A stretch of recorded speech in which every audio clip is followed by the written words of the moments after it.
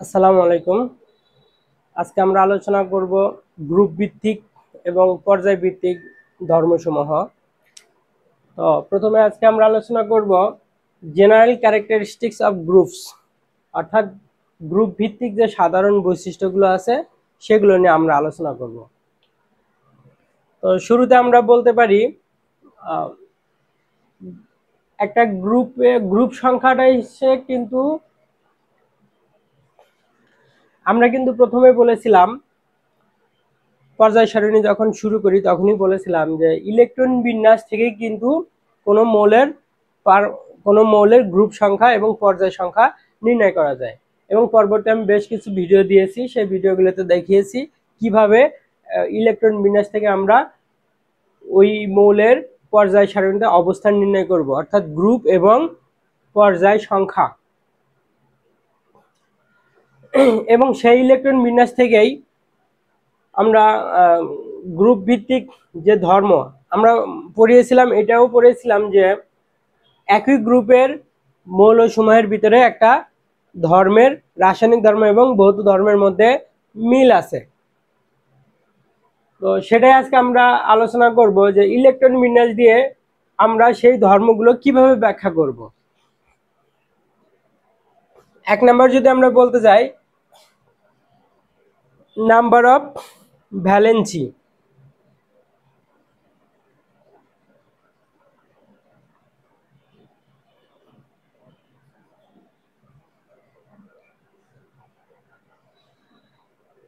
Number of valency হচ্ছে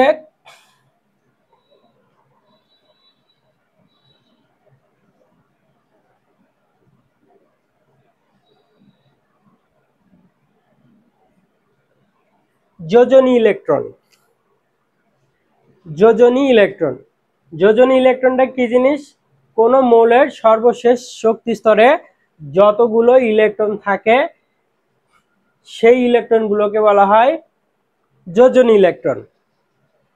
তাহলে আমরা বলতে পারি সর্বশেষ স্তরটাই হবে হচ্ছে যোজনী স্তর।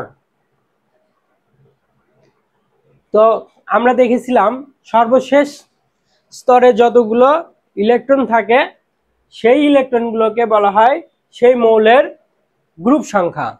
তাহলে একটা মৌলের গ্রুপ সংখ্যাকে আমরা বলতে পারি যোজনী ইলেকট্রন। যেমন আমরা যদি লিথিয়ামের কথা চিন্তা করি, 3 নাম্বার, এর ইলেকট্রন বিন্যাস যদি আমরা করি 1s2 and 2s1, এই যে সর্বশেষ স্তর কোনটা? 2। এখানে ইলেকট্রন কতগুলো আছে?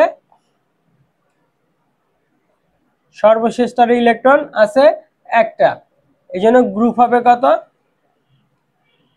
1। এবং সর্বশেষ স্তর কোনটা? 2, এই জন্য পর্যায় হবে 2। সিমিলার ওয়েতে আমরা যদি বলি magnesium 1s2 2s2 2p6 3s2, 6 10 2 12। আমরা কিন্তু শর্টকাটের নিয়ম পড়িয়েছিলাম। আমরা কি লিখবো? ম্যাগনেসিয়াম যেহেতু 12, তাহলে এর নিকটবর্তী যে নিষ্ক্রিয় মৌল সেটা কোনটা? সেটা হচ্ছে কি নিয়ন, কারণ নিয়নের পারমাণবিক সংখ্যা কত? 10। এটা লেখার অর্থ হচ্ছে 10টা ইলেকট্রন আমার লেখা হয়ে গেল। আর নিয়ন কত নাম্বার পর্যায়ে ছিল? 2 নাম্বার পর্যায়ে ছিল, এই জন্য এর ইলেকট্রন বিন্যাস সর্বশেষ স্তর কেমন হবে? 2s2 2p6। এক্ষেত্রে এরপরে আমার কি অরবিটাল শুরু হবে? দ্বিতীয় স্তরের অরবিটাল, সর্বশেষ অরবিটাল হচ্ছে পি। দ্বিতীয় স্তরে আর কোনো অরবিটাল নেই, তাহলে আবার 3 শুরু হবে। এন এর মান 3 হলে এল এর মান কিসে থেকে শুরু হয়? 0 1 and 2, s p and d, 3s 3p and 3d। এক্ষেত্রে তাহলে কি হবে? 3s হবে। তো 10টা ইলেকট্রন চলে গেছে, আর কয়টা ইলেকট্রন আছে? 2টা ইলেকট্রন আছে, সেই 2টা ইলেকট্রন এখানে প্রবেশ করবে। আমরা শর্টকাটে তাহলে এখানে লিখতে পারি নিয়ন লিখে 3s2, এই যে সর্বশেষ স্তর 3s2, এই জন্য এর পর্যায় হবে কত? 3 নাম্বার পর্যায়। আর গ্রুপ হবে কত, এইটা গ্রুপ 2, আর এস ইলেকট্রন থাকার কারণে এ হবে। সর্বশেষ স্তরের ইলেকট্রন যদি এস অরবিটালে থাকে তাহলে সেটাকে বলা হয় এস ব্লক মৌল, আর যদি পি তে থাকে তাহলে সেটাকে বলা হয় পি ব্লক মৌল, আর ডি তে থাকলে সেটাকে বলা হয় ডি ব্লক মৌল। আর যখন এফ অরবিটালে যাবে তখন সেটাকে বলা হয় এফ ব্লক মৌল। এফ ব্লক মৌল হচ্ছে ল্যান্থানাইটস অ্যান্ড অ্যাক্টিনাইটস সিরিজের মৌলগুলো হচ্ছে এফ ব্লক মৌল। এখন আমরা এই ইলেকট্রন বিন্যাস থেকে আমরা জানতে পারবো তার গ্রুপ সংখ্যা, আর সেই গ্রুপ সংখ্যাটাই হবে নাম্বার অফ ভ্যালেন্সি অর্থাৎ যোজনী ইলেকট্রন।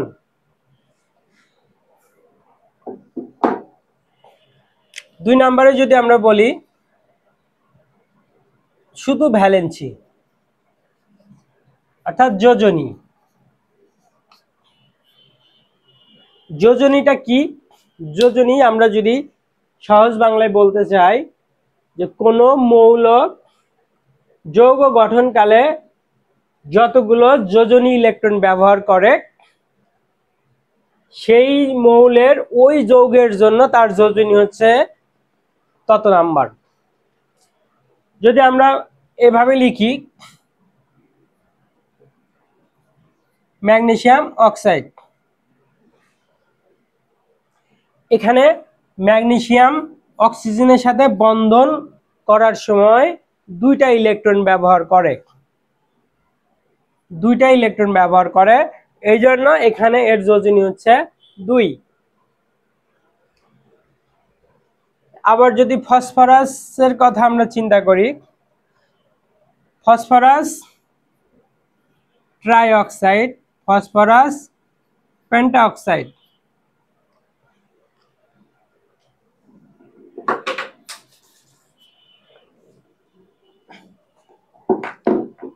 আমরা পরবর্তীতে অবশ্যই বলবো কি জন্য 2 হলো, কি জন্য এই যোজনী ভিন্নতা হয় সেটা আমরা অবশ্যই বলবো। আমরা জাস্ট উদাহরণগুলো দেখে নেই যে ভ্যালেন্সি ভিন্নতা আছে। ভ্যালেন্সি কি হয়? ভ্যালেন্সি চেঞ্জ হয়। একটা পরমাণুর ভ্যালেন্সি চেঞ্জ হয় বল, মানে যৌগ গঠনের উপর ভিত্তি করে তার ভ্যালেন্সি হয়, কিন্তু যোজনী ইলেকট্রন কিন্তু একই রকম থাকবে। কারণ যোজনী ইলেকট্রন যদি ভিন্ন হয়ে যায় তাহলে গ্রুপ সংখ্যা ভিন্ন হয়ে যাবে। সুতরাং যোজনী ইলেকট্রন সেম থাকবে, কিন্তু ভ্যালেন্সিটা কি হবে? ভ্যালেন্সিটা ডিক্রিজ হতে পারে। অর্থাৎ ভ্যালেন্সি ডিক্রিজ বলতে ভিন্ন ভিন্ন মৌলের ভ্যালেন্সি হবে ভিন্ন রকম, আবার একই পরমাণুর ভ্যালেন্সি কি হতে পারে? ভিন্ন ভিন্ন হতে পারে। এখানে ভ্যালেন্সিটা কত? এখানে ফসফরাসের ভ্যালেন্সিটা কত? এখানে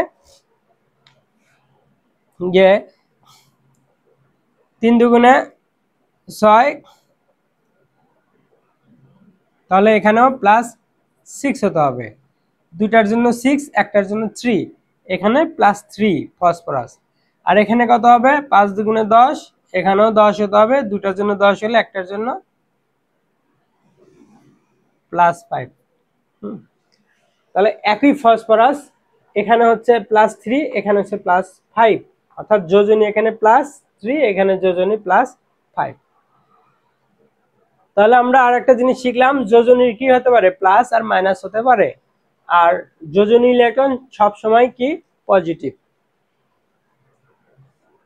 তো সর্বশেষ স্তরে যতগুলো ইলেকট্রন থাকবে সেই ইলেকট্রনকেই বলা হবে যোজনী ইলেকট্রন। আর ভ্যালেন্সিটা হচ্ছে যে কোনো মৌল কোনো যৌগ গঠনকালে যে যতগুলো ইলেকট্রন ব্যবহার করবে সেই ইলেকট্রন সংখ্যাকে বলা হবে যোজনী।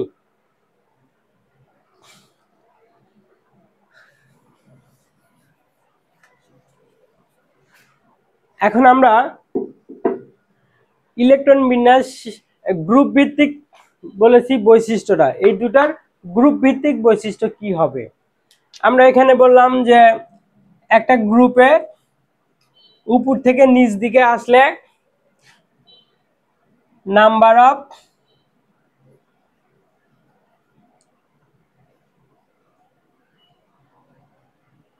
ভ্যালেন্সি উইল বি সেম,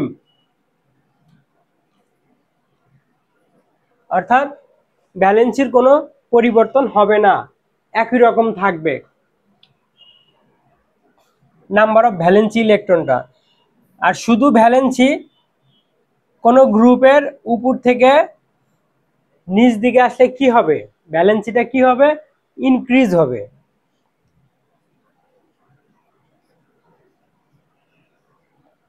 বৃদ্ধি পাবে।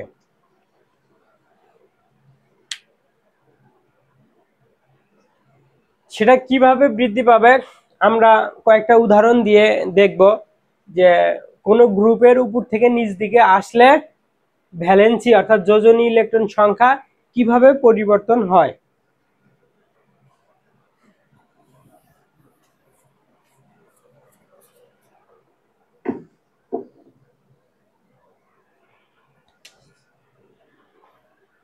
যেমন আমরা যদি ফসফরাসের ক্ষেত্রে ধরি, ফসফরাস কত, 15। ইলেকট্রন বিন্যাস আমরা শর্টকাটে যদি করতে চাই, এই 15-র পূর্ববর্তী নোবেল গ্যাস অর্থাৎ নিষ্ক্রিয় মৌলটা কে, 10 নাম্বার, 2 নাম্বার হিলিয়াম, 3 নাম্বার হচ্ছে নিয়ন, 4 নাম্বারে আছে কে, আর্গন। অর্থাৎ হিলিয়াম 2 নাম্বারে, নিয়ন হচ্ছে 10 নাম্বার, 10টা ইলেকট্রন আছে, প্রোটন সংখ্যা 10, আর আর্গনের 18। তাহলে এখানে আমরা নিয়ন লিখতে পারি, লিখলে 10টা ইলেকট্রন লেখা হয়ে যাবে, আগে বলেছি। আর নিয়ন যেহেতু কত নাম্বার, 2 নাম্বার, এই জন্য এর সর্বশেষ স্তর হবে 2s2 2p6। And then R electron আছে কয়টা,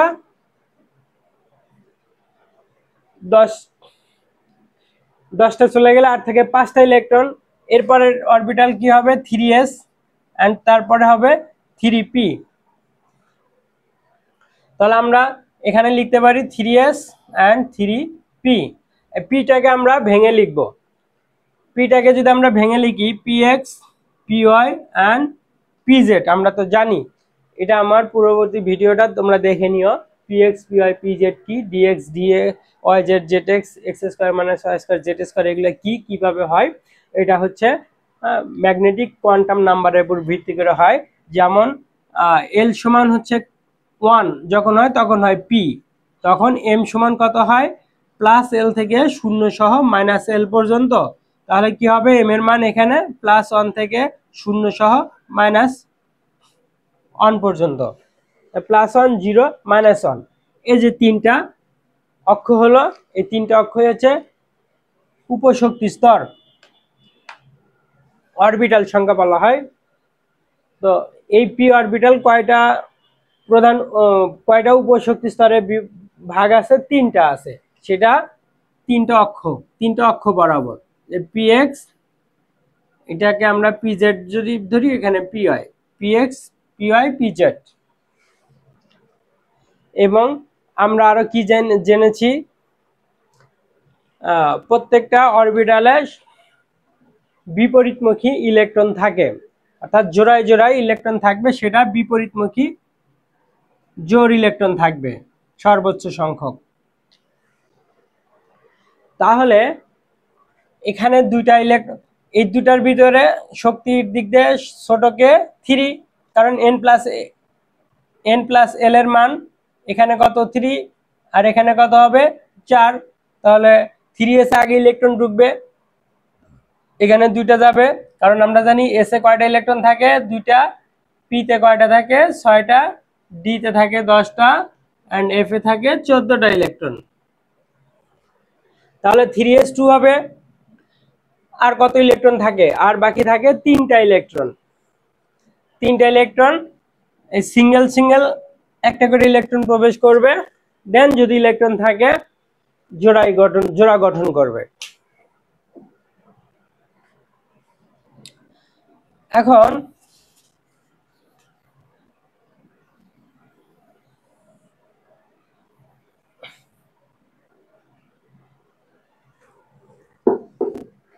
এই ক্ষেত্রে ফসফরাস তার সর্বশেষ শক্তি স্তরে এই দুইটা ইলেকট্রন অলরেডি কিন্তু জোড় অবস্থায় আছে, এ আর কোনো মৌলের সাথে কি করবে না, বন্ধনে আবদ্ধ হবে না। বন্ধনে আবদ্ধ হয় আমরা মনে রাখবো দুইটা কারণে, তাদের স্থিতিশীলতা অর্জনের জন্য। একটা কারণেই বন্ধনে আবদ্ধ হয়, তাদের স্থিতিশীলতা অর্জনের জন্য। তাহলে যে এরা অলরেডি কিন্তু স্থিতিশীল আছে, কিন্তু মোর স্ট্যাবিলিটির জন্য এখানে আরো 3টা ইলেকট্রন গ্রহণ করতে পারে। ফসফরাস এই 3টা সিঙ্গেল ইলেকট্রন বিশিষ্ট অরবিটালে কি করতে পারে, ইলেকট্রন গ্রহণ করতে পারে 3টা। এই জন্য আমরা যদি এখানে অক্সিজেনের ক্ষেত্রেই আমরা না ধরে যদি আমরা ক্লোরিন ধরি, ক্লোরিনটা ধরলে সহজে বুঝতে পারবে। ক্লোরিনকে আমরা ইলেকট্রন বিন্যাস যদি করতে চাই তাহলে কিভাবে করতে পারবো, নিয়ন লিখলাম, নিয়ন লেখার পরে 3s হবে এন্ড 3p হবে, 3s2 হবে, px py pz, 3টা যদি আমরা ভাগ করে লিখি 10 দিয়ে 12 13 14 15 16 এন্ড 17, আর শেষে আমার pz অরবিটাল রয়ে গেল সিঙ্গেল ইলেকট্রন বিশিষ্ট। এখন দেখো এই ক্লোরিন 3s2 ফিল আপ এবং 3p অরবিটালে 2টা অরবিটাল কি আছে, জোড়া অবস্থায় আছে, যা মোর stable then single electron. But pz orbital, only pz orbital contain electron number 1. pz orbital একটা ইলেকট্রন ধারণ করে আছে, যা কম্পারেটিভলি দেন px py এর চেয়ে pz টা লেস স্টেবল। এই জন্য ক্লোরিন কি করবে, একটা ইলেকট্রন যার প্রয়োজন আছে তার সাথে বন্ধন করার চেষ্টা করবে, যার একটা ইলেকট্রন প্রয়োজন তার সাথে গিয়ে ক্লোরিন বন্ধন করার চেষ্টা করবে।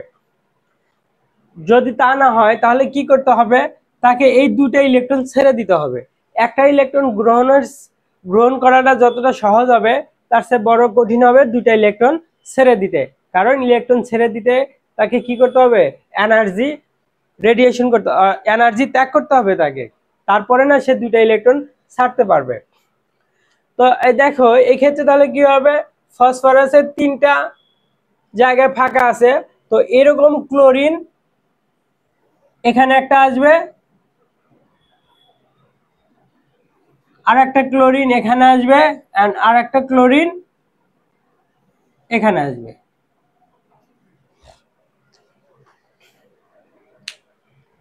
এই 3টা ক্লোরিন এর সাথে বন্ধন করবে।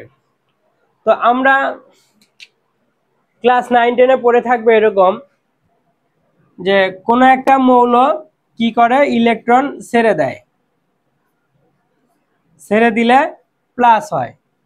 কোনো একটা মৌল ইলেকট্রন প্লাস করে, অর্থাৎ তার সাথে যোগ করে নেয়, যোগ করলে মাইনাস হয়। এই যে প্লাস আর মাইনাস এরকম যদি ঘটনা ঘটে, এটা শুধুমাত্র তখনই ঘটবে যখন সে সম্পূর্ণ ধাতু, যে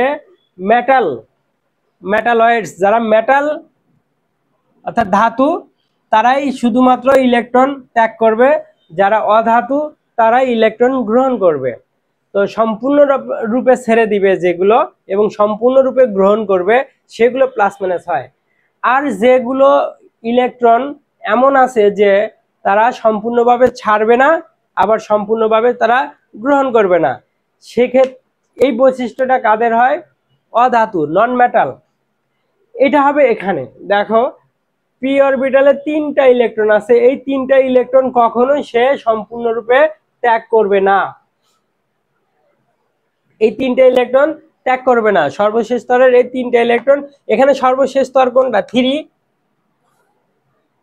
এই 3টা ইলেকট্রন ত্যাগ করার পরেও কিন্তু তার সর্বশেষ অরবিটালে 2টা ইলেকট্রন থেকে যাবে, আর এই 3টা ইলেকট্রন সে ত্যাগ করবে না। এই কারণে এই 3টা অরবিটালে একটা একটা করে ইলেকট্রন থাকার কারণে এ একটা স্থিতিশীল অবস্থায় আছে। আর ক্লোরিন সে একা একটা ইলেকট্রন ছাড়বে না। কেন ছাড়বে না? এই একটা ইলেকট্রন ছাড়লে তো তার সমস্যার সমাধান হবে না, বরং আরো বেড়ে যাবে। কেন? এই দুটাতে তখন দুইটা করে থাকবে, এটাতে 0 থাকবে, তখন এই ইলেকট্রনটা মোর আনস্টেবল হয়ে যাবে। এই অরবিটালটা পি জেড অরবিটালটা অধিক অস্থিতিশীল হয়ে যাবে। এই জন্য এই ফসফরাস আর ক্লোরিন যখন বন্ধন করবে, এই বন্ধনকে বলা হয় সমযোজী বন্ধন। এই বন্ধন কি বলা হয়? সমযোজী বন্ধন, অর্থাৎ কোভ্যালেন্ট বন্ড।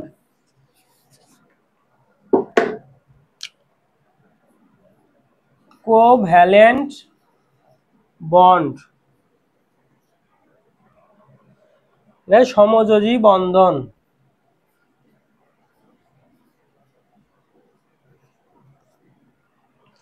তো এখানে আমার তাহলে ফসফরাসের সাথে কি হলো? 3টা ক্লোরিন যোগ হয়ে আসলো। এই জন্য এই যৌগের ক্ষেত্রে ফসফরাসের যোজনী হবে কত? 3।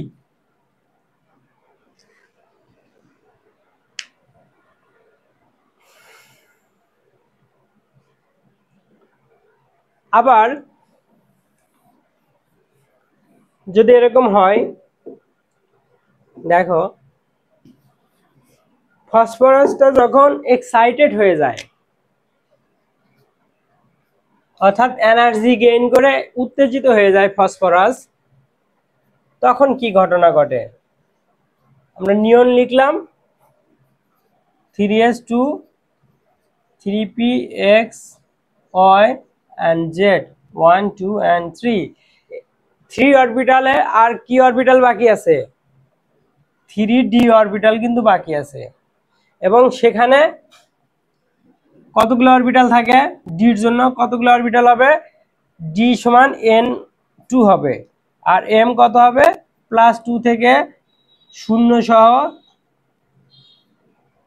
-2 পর্যন্ত, অথবা -2 থেকে 0 সহ +2 পর্যন্ত, একই কথা। dxy yz zx x² - y² and z²। যখন উত্তেজিত হয়ে যাবে তখন তার নিকটতম যে দুর্বল অরবিটাল 3s আছে, সেখান থেকে একটা ইলেকট্রন উত্তেজিত হয়ে সেই ইলেকট্রন এখানে এসে ট্রান্সফার হবে।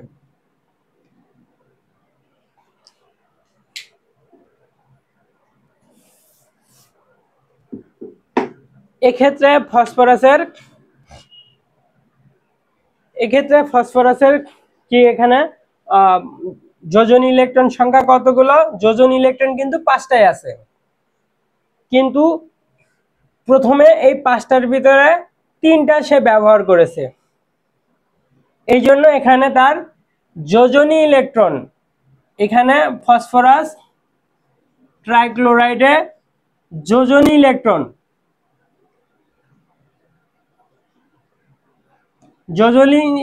কিন্তু 5টাই আছে, কিন্তু যোজ্যতা যেটা যোজ্যতা বলা হয়, সে যোজ্যতাটা কিন্তু 3। কেন? সে 3টা ইলেকট্রন ইউজ করেছে কি করার জন্য? To form the molecule phosphorus trichloride.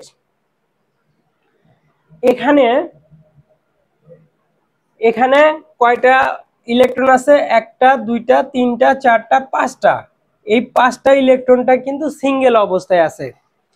তো তারা কি করতে চাইবে? যাদের একটা করে ইলেকট্রন দেওয়ার প্রয়োজন আছে, তারা এর সাথে আসবে। এরকম কয়টা আসতে পারে? 5টা ক্লোরিন আসতে পারে।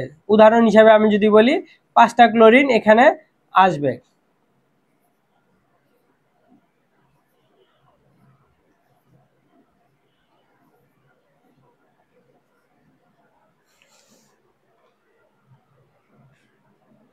তাহলে এখানে আমরা কি লিখতে পারি? ফসফরাস পেন্টাক্লোরাইডস।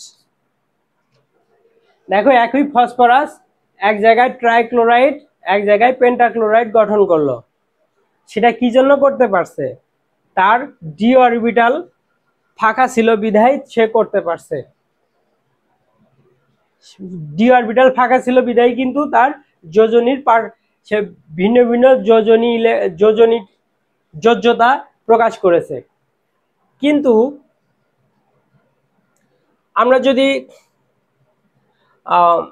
এরকম দেখি কি ফসফরাসের আগে কে ছিল? নাইট্রোজেন।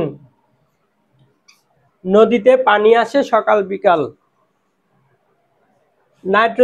নাইট্রোজেনের ইলেকট্রন বিন্যাস 1s2 2s2 and 2p xy। যদি এরকম আমরা ভাগ করে লিখি তাহলে 2 4 5 6 7টা ইলেকট্রন। এই ক্ষেত্রে দেখো নাইট্রোজেনের যোজনী অর্থাৎ ভ্যালেন্সি ইলেকট্রন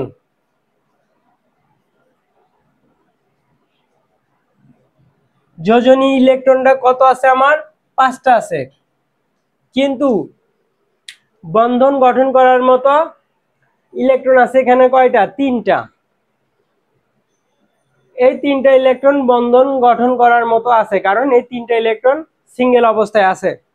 এই জন্য এই নাইট্রোজেন কিন্তু আমার যোজনী যদি আমার এরকম হয়, নাইট্রোজেনের 3টা অরবিটাল একটা একটা করে ফাঁকা থাকবে, আর এখানে এক জোড়া নিঃসঙ্গ ইলেকট্রন জোড় থাকবে।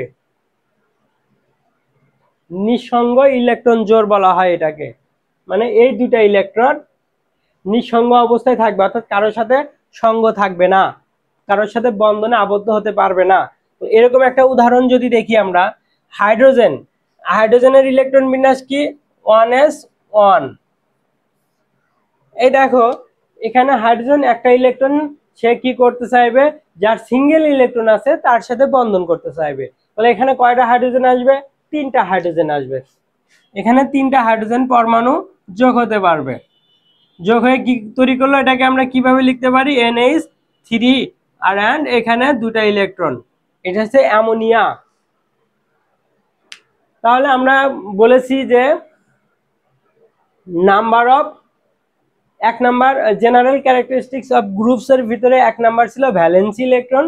ভ্যালেন্সি ইলেকট্রন একটা গ্রুপে উপর থেকে নিচ দিকে আসলে একই রকম থাকবে। কেন একই রকম থাকবে? কারণ হচ্ছে যদি তোমার গ্রুপের ভ্যালেন্সি অর্থাৎ ভ্যালেন্সি ইলেকট্রন যতগুলো সর্বশেষ স্তর ইলেকট্রন থাকে সেটাকেই কি নির্দেশ করে? ওই মৌলের গ্রুপ সংখ্যা নির্দেশ করে। সো একই গ্রুপের যে মৌলগুলো, তাহলে অবশ্যই প্রত্যেকের সর্বশেষ শক্তি স্তরে সমান সংখ্যক কি থাকতে হবে? ইলেকট্রন থাকতে হবে, তাহলে না একই গ্রুপের হবে। আর ভ্যালেন্সি অর্থাৎ যোজ্যতাটা কি কিসের উপর নির্ভর করে? যে ওই মৌলটা কতগুলো সমযোজী বন্ধন করতে পারবে অথবা কতগুলো ইলেকট্রন ইউজ করতে পারবে একটা বন্ধন গঠন করার ক্ষেত্রে, কতগুলো ইলেকট্রন ছেড়ে দিবে অথবা গ্রহণ করবে বন্ধন গঠন করার ক্ষেত্রে, সেই সংখ্যক ইলেকট্রনটা হবে তার যোজ্যতা।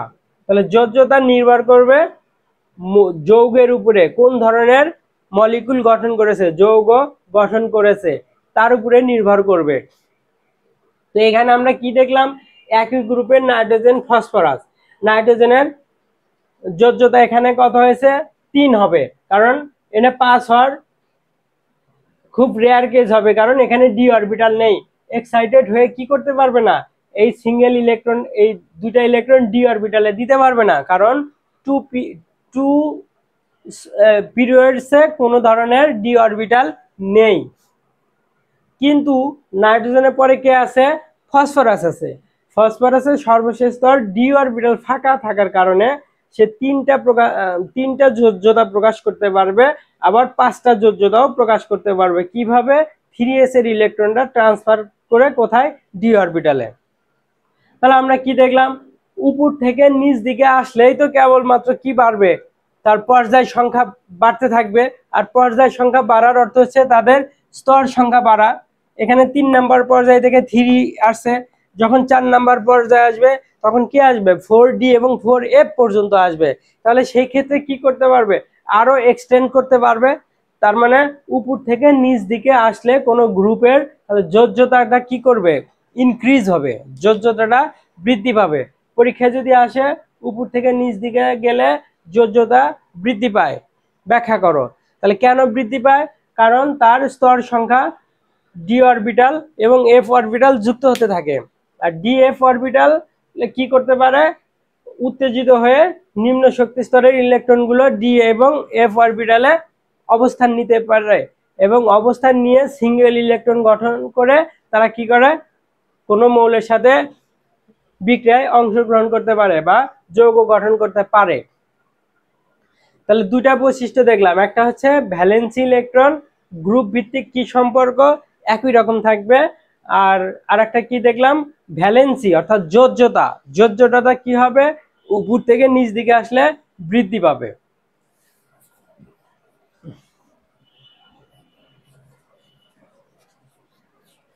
দেখো এখন ধীরে ধীরে কিন্তু পড়াশোনা জটিলের মধ্যে যাবে, সো তোমাদের অবশ্যই মনোযোগ দিতে হবে। এই ইলেকট্রন বিন্যাসটা অবশ্যই অবশ্যই বুঝতে হবে। ইলেকট্রন বিন্যাস থেকেই কিন্তু তুমি একটা মৌলের যোজনী কত হবে, যোজ্যতা কত হবে সেটা ব্যাখ্যা করতে পারবে। আর যোজ্যতা যখন ব্যাখ্যা করতে পারবে তখন তুমি খুব সহজেই কোনো যৌগ গঠন লিখতে পারবে। কিভাবে গঠন করবে, তার ক্ষার ধর্ম হবে না অ্যাসিড ধর্ম হবে, না উভধর্মী হবে, এগুলো তোমরা শিখতে পারবে।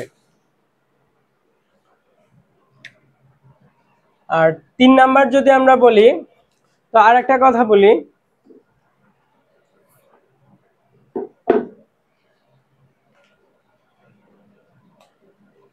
আমার সর্বশেষ স্তর থেকে যদি কোনো ইলেকট্রন ছেড়ে দেয়,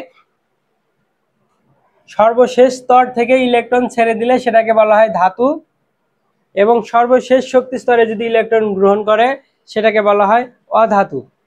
আর যারা তাহলে মাঝামাঝি অবস্থায় আছে তাহলে তাকে কি বলা হবে, উপধাতু বলা হবে, মেটালয়েডস বলা হয়। অর্থাৎ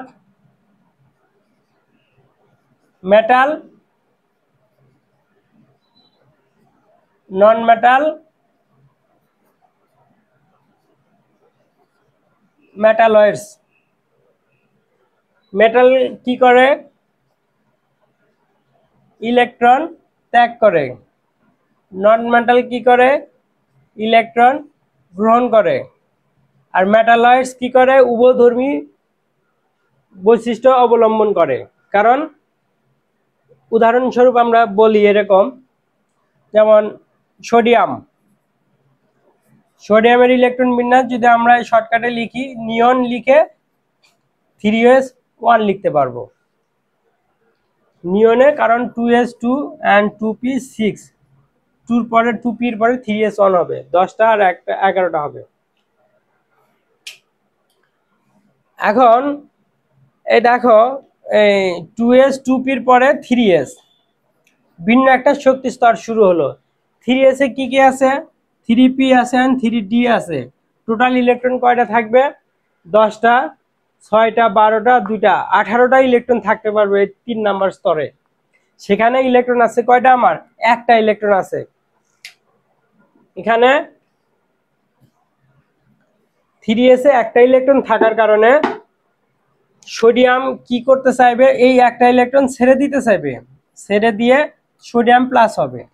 তাহলে কেন সোডিয়াম একটা ইলেকট্রন ছেড়ে দিতে চাইবে, একটা সব মৌল সাধারণত নিষ্ক্রিয় মৌলের মতো অবস্থান নিতে চায়, অর্থাৎ তোমার নিষ্ক্রিয় হতে চায়। তো সোডিয়ামের এই একটা ইলেকট্রন সর্বশেষ স্তরে থাকার কারণে সে এক্সাইটেড অবস্থায় থাকবে। একটা ইলেকট্রন সিঙ্গেল আছে, সবগুলোই তো তার পূর্বের ইলেকট্রন জোড় অবস্থায় থাকার কারণে, আর এই একা শুধু সিঙ্গেল থাকার কারণে মোর এক্সাইটেড থাকবে সোডিয়ামটা, যে কারণে তারা চাইবে হচ্ছে সেই ইলেকট্রনটা রিলিজ করতে। এই জন্য সোডিয়াম একটা ইলেকট্রন ছেড়ে দিবে। এখন দেখো, যদি আমরা ম্যাগনেসিয়ামের ক্ষেত্রে ধরি,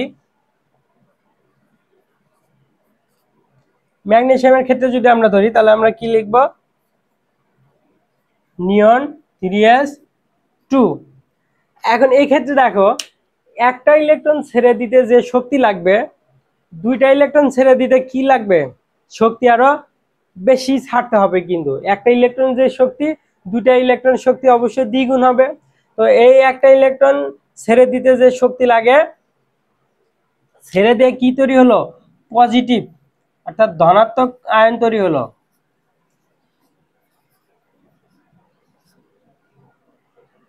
ম্যাগনেসিয়ামও দুইটা ইলেকট্রন ছেড়ে দিবে, দিয়ে ম্যাগনেসিয়াম 2+ হবে। এই যে ইলেকট্রন ছেড়ে দিয়ে পজিটিভ আয়ন হলো, এই জন্য এর ছেড়ে দেওয়ার সময় যে ইলেকট্রন, অর্থাৎ ইলেকট্রন ছেড়ে দিলে এনার্জি নির্গত হয়, যে এটাকে বলা হবে তড়িৎ ধনাত্মকতা।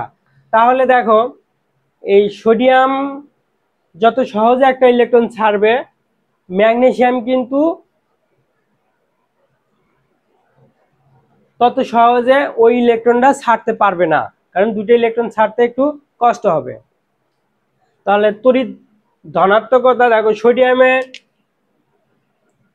তড়িৎ ধনাত্মকতা আর ম্যাগনেসিয়ামের তড়িৎ ধনাত্মকতা দুটা পার্থক্য হবে না? অবশ্যই পার্থক্য হবে।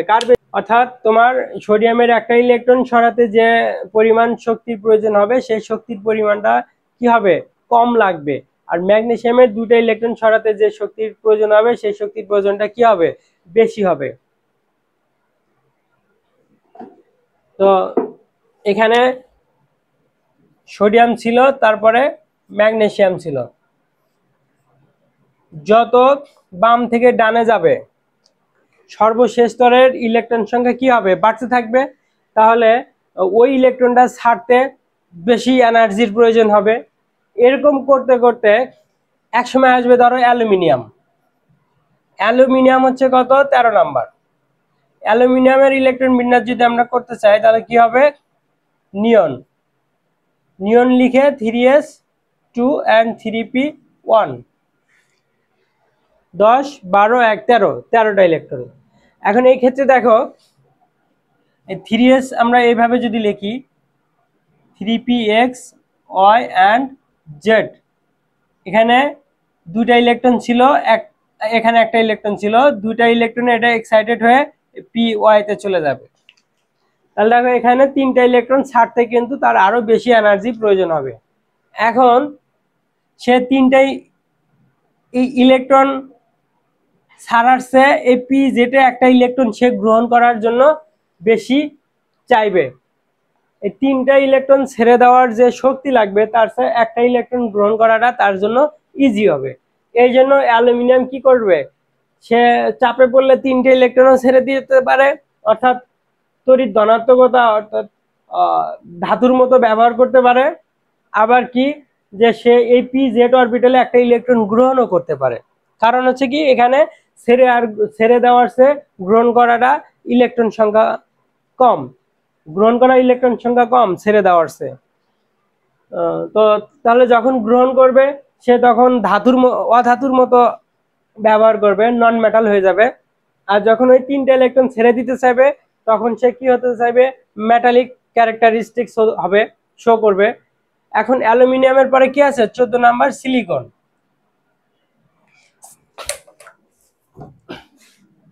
সিলিকনের ইলেকট্রন বিন্যাস যদি আমরা দেখি, নিয়ন লিখলাম, 3s2 লিখলাম, and 3px y and z, এখানে একটা থাকবে, এখানে একটা থাকবে, 14টা। এখন দেখো, এক্সাইটেড যখন হয়ে যাবে, তখন এই দুটা ইলেকট্রন থেকে একটা ইলেকট্রন এখানে যাবে, তখন কি হবে, 3s1 হবে, 3px1 y1 and z1। তাহলে এখন দেখো, সিলিকনে কি, 4টা সিঙ্গেল ইলেকট্রন আছে, মোর স্টেবল। এই 4টা ইলেকট্রন সে কখনোই চাইবে না ছেড়ে দেওয়ার জন্য, খুব সহজেই চাইবে না ছেড়ে দেওয়ার জন্য। সে সবসময় চাইবে কি করতে, 4টা ইলেকট্রন। তাহলে এক্ষেত্রে দেখো, 4টা ইলেকট্রন ছেড়ে দিতেও যে এনার্জি লাগবে, 4টা ইলেকট্রন গ্রহণ করতেও কিন্তু তার সমান এনার্জি প্রায় লাগবে, তাই না? এই জন্য এই সিলিকনটা কিন্তু উপধাতু হয়ে যাবে, সে 4টা ছেড়েও দিতে পারে, 4টা গ্রহণও করতে পারে, অর্থাৎ উভয় ধর্ম সে শো করবে। সিলিকন, অ্যালুমিনিয়াম এরা অ্যাসিড ধর্ম শো করে, অর্থাৎ ধাতু ধর্ম শো করবে, এবং অধাতব সিলিকন ক্ষার ধর্ম অর্থাৎ ক্ষার ধর্ম প্রকাশ করবে এবং সিলিকন এবং অ্যালুমিনিয়াম অ্যাসিড ধর্ম প্রকাশ করবে। ক্ষার ধর্ম কার বৈশিষ্ট্য? ধাতুর বৈশিষ্ট্য। আর অ্যাসিড ধর্ম কার বৈশিষ্ট্য? মেটাল নন মেটালের বৈশিষ্ট্য। নন মেটালের বৈশিষ্ট্য এরা কি তৈরি করে? ক্ষার অর্থাৎ অ্যালকালি অথবা অ্যালকালাইন, ক্ষার বা ক্ষারীয় হবে। আর নন মেটাল কি করবে? অ্যাসিড বা অ্যাসিডিক,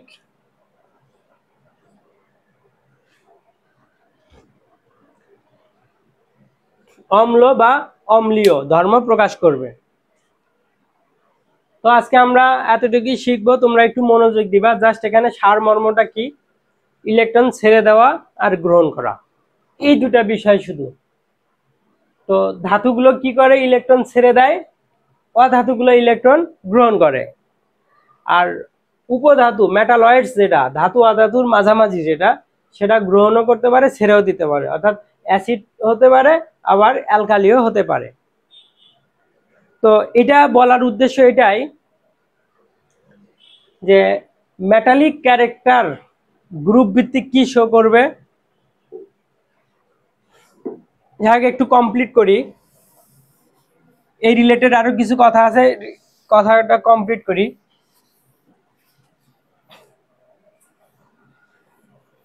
মেটালের বৈশিষ্ট্যটা আমরা আলোচনা করি।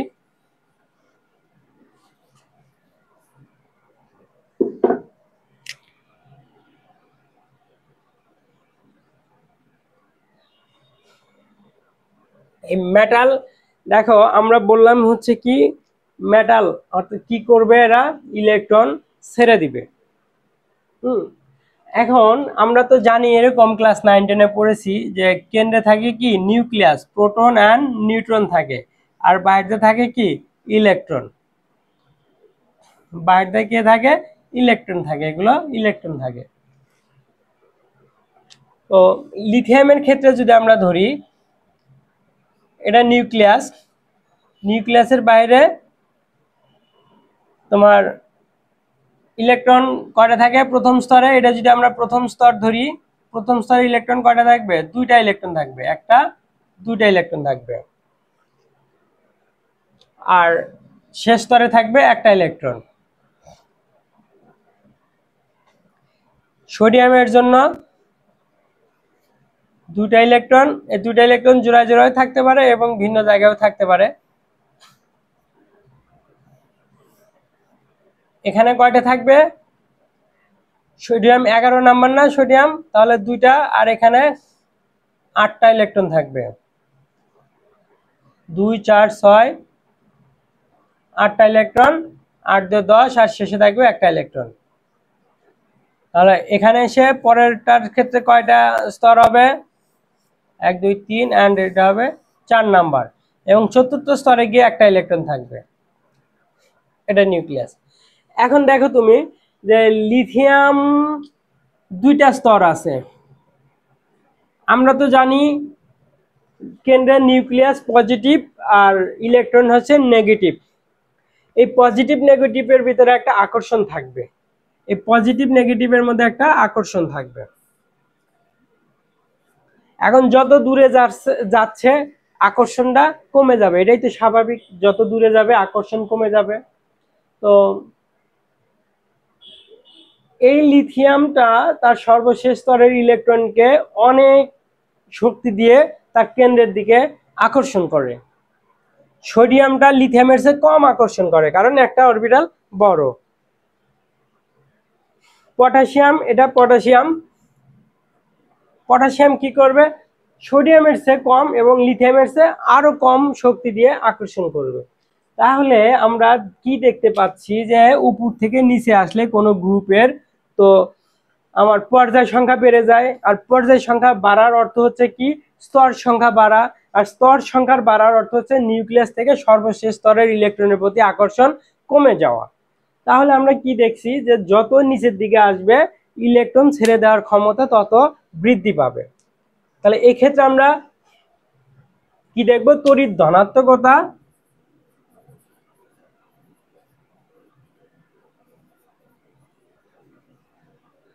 কি পাবে? বৃদ্ধি পাবে না।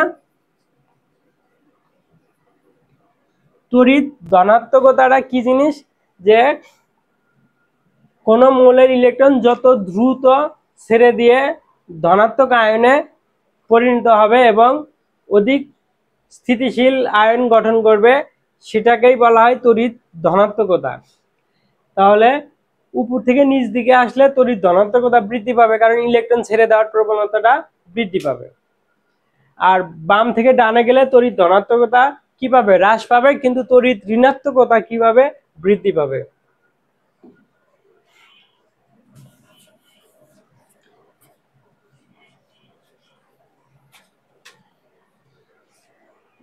তো এখান থেকে যেহেতু আমরা 1 নাম্বার পড়লাম হচ্ছে number of valence electron, 2 number পড়লাম ভ্যালেন্সি, 3 নাম্বার পড়লাম মেটালিক ক্যারেক্টারিস্টিক্স,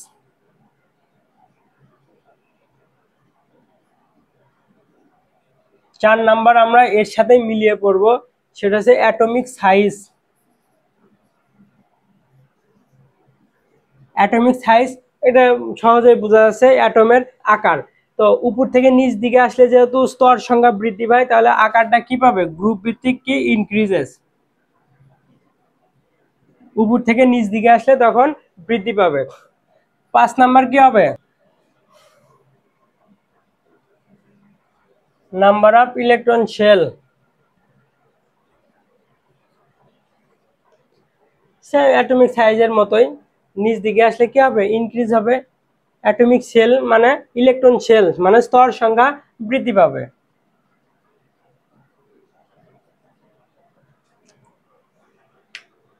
বুঝতে পারছো? এটা হচ্ছে গ্রুপ ভিত্তিক general properties. Valency electron, valency, metallic character, atomic size, number of electron shell.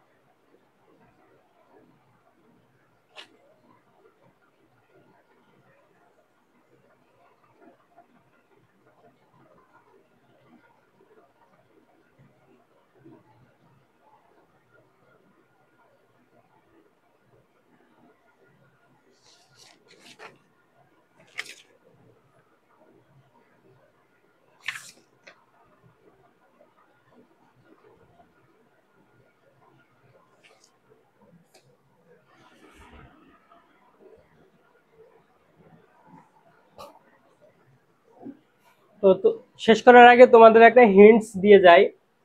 এই যে গ্রুপ ভিত্তিক এই 5টা জিনিস যদি আমি মুখস্থ করি, এই 5টা প্রপার্টিজ কিন্তু আমার পর্যায়ের ক্ষেত্রেও আমি ব্যাখ্যা করতে পারবো। নাম্বার অফ ভ্যালেন্স ইলেকট্রন, তাহলে একই গ্রুপে যখন উপর থেকে নিচে আসতেছে, আমার ভ্যালেন্স ইলেকট্রন কি হচ্ছে? একই রকম থাকতেছে, কারণ গ্রুপ আমার একই থাকতেছে। তাহলে বাম থেকে ডানে যখন যাবো একটা পর্যায়ে, তখন কি হবে? গ্রুপ সংখ্যা ভিন্ন ভিন্ন হবে। দ্যাট মিনস কি? ভ্যালেন্স ইলেকট্রন সংখ্যাটাও আমার ভিন্ন ভিন্ন হবে। আর ভ্যালেন্সি যোজ্যতাটা কি হবে? একই।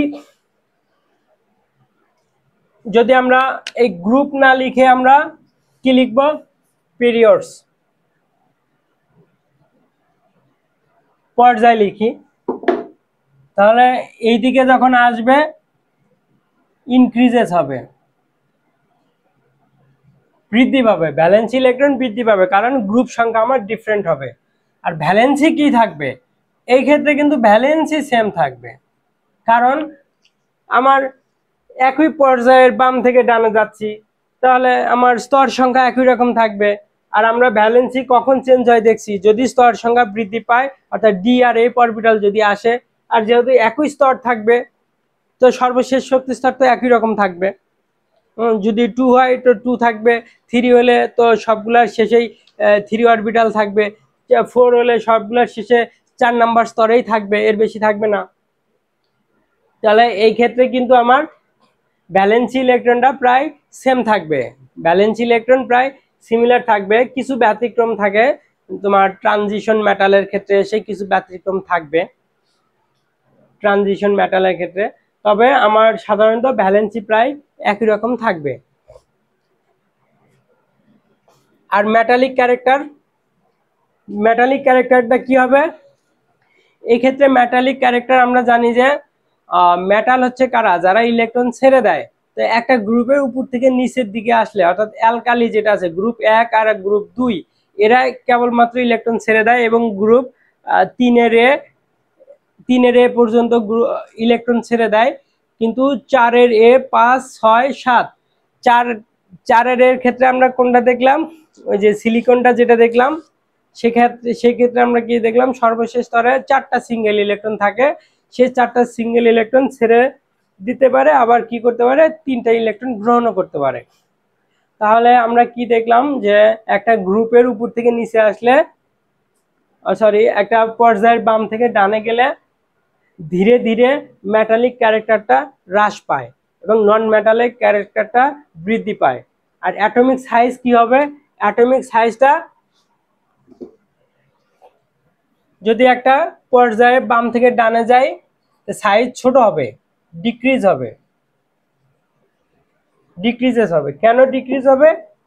কারণ সর্বশেষ স্তরের, যদি 2 নাম্বার স্তর ধরি, সর্বশেষ স্তরের প্রথমে যদি একটা ইলেকট্রন থাকে, পরে গিয়ে 2টা ইলেকট্রন হবে, তারপরে গিয়ে 3টা থাকবে, এরপরে গিয়ে 4টা থাকবে। তার মানে এই যে সর্বশেষ স্তরে ইলেকট্রন সংখ্যা যত বৃদ্ধি পাচ্ছে, নিউক্লিয়াস থেকে তার আকর্ষণটা আরো বৃদ্ধি পেয়ে যাচ্ছে,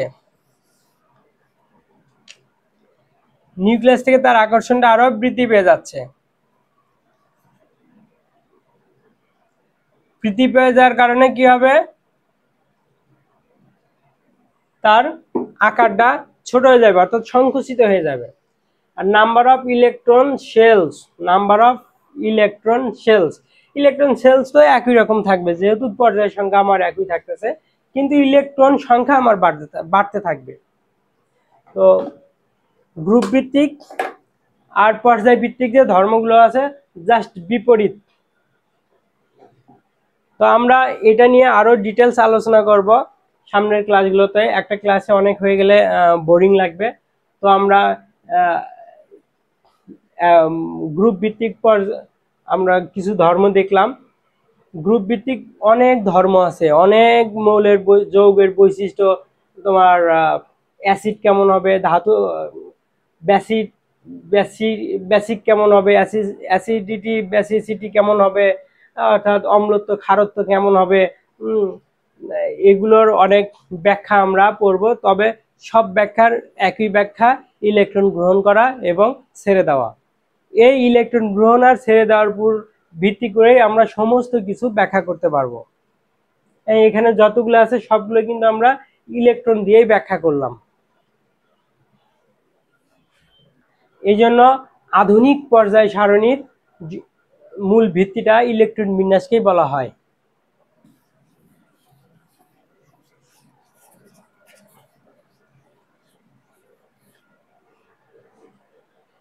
তো আজকে এই পর্যন্তই, তোমরা সবাই ভালো থেকো।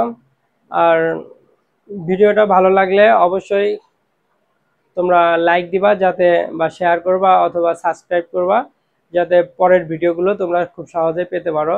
তো আমার এখানে ভিডিও আপলোড করার একটা মাত্রই উদ্দেশ্য, বিশেষ করে গ্রাম ভিত্তিক অনেক স্টুডেন্ট আছে যেখানে সায়েন্সের টিচারটা খুব বেশি পাওয়া যায় না, পেলেও সেটা অনেক দূর হয়ে যায় বাসা থেকে। আমিও গ্রামে পড়াশোনা করেছি, আমি জানি। আমার উদ্দেশ্য একটাই, যারা প্রান্তিক পর্যায়ে থাকে, যারা এরকম টিচারের কাছে যেতে পারে না, তাদের জন্য যাতে কিছু আমি করতে পারি, তারা আমার এই ভিডিও থেকে সামান্যতম যাতে উপকৃত হয়। আমার জন্য দোয়া করবে, আমি তোমাদের জন্য দোয়া করি, তোমরা জীবনে সফল হও। আসসালামু আলাইকুম।